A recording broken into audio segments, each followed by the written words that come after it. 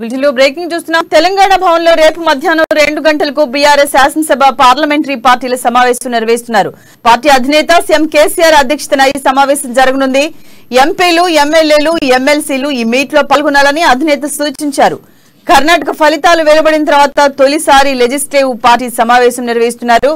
ఈ సమావేశంలో కర్ణాటక ఎన్నికల ఫలితాల ప్రభావం తెలంగాణపై ఏ మేరకు పడుతుందనే వివరాలను సమీక్షిస్తున్నట్లుగా తెలుస్తోంది.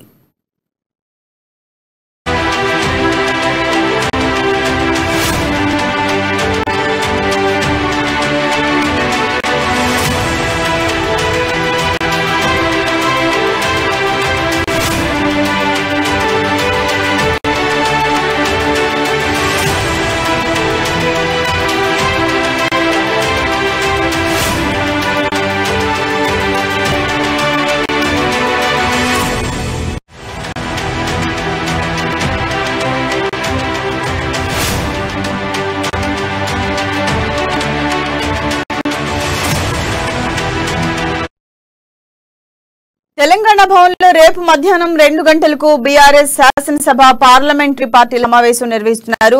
పార్టీ అధినేత సీఎం కేసీఆర్ అధ్యక్షతన ఈ సమావేశం జరగనుంది. ముఖ్యంగా దీనికి ఎంపీలు, ఎమ్మెల్యేలు, ఎమ్మెల్సీలు మీట్ లో పాల్గొనాలని అధినేత సూచించారు. మొత్తానికైతే కర్ణాటక ఫలితాలు వెలువడిన తర్వాత తొలిసారి పార్టీ సమావేశం నిర్వహిస్తున్నారు. దీనికి సంబంధించి మరింత సమాచారాన్ని మా ప్రతినిధి రాజు అందిస్తారు. రాజు, చెప్పండి, కేసీఆర్ పార్టీ సభ్యులకు దిశానిర్దేశం చేసే అవకాశం కనిపిస్తోంది. ఎటువంటి నిర్ణయాలు తీసుకోవచ్చు అనుకుంటున్నారు? Thank you Sirisha. రేపు మధ్యాహ్నం అంటే బుధవారం రేపు మధ్యాహ్నం 2 గంటలకు తెలంగాణ భవన్ లో బీఆర్ఎస్ అధినేత సీఎం కేసీఆర్ అధ్యక్షతన 2 గంటలకు అయితే బీఆర్ఎస్ పార్లమెంటరీ అండ్ ఎల్పీ సమావేశం సంయుక్తంగా జరిగే అవకాశం అయితే ఉంది. అండ్ దీనికి సంబంధించి ఇప్పటికే బీఆర్ఎస్ వర్గాలు అయితే సమాచారాన్ని అయితే అందించడం జరిగింది.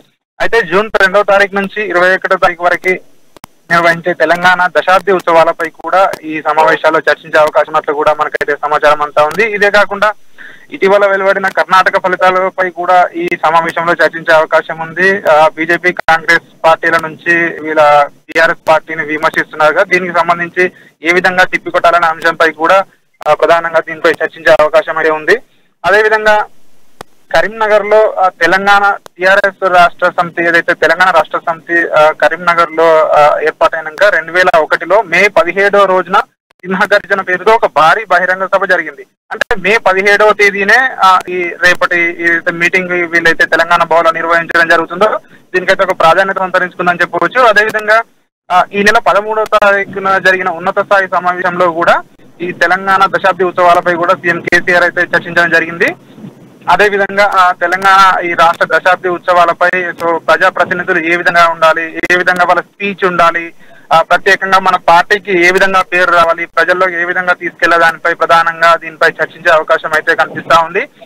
ఈ సమావేశానికి ఎమ్మెల్యేలు, మంత్రులు, ప్లస్ ఎమ్మెల్సీలు, ఎంపీలు, పార్టీ రాష్ట్ర కార్యవర్గ సభ్యులు, రాష్ట్ర స్థాయి కార్పొరేషన్ చైర్మన్లు, ముఖ్య కార్యకర్తలు కూడా దీనికైతే సమావేశానికి హాజరయ్యే అవకాశం ఉన్నట్టు కూడా తెలుస్తా ఉంది శిరీష.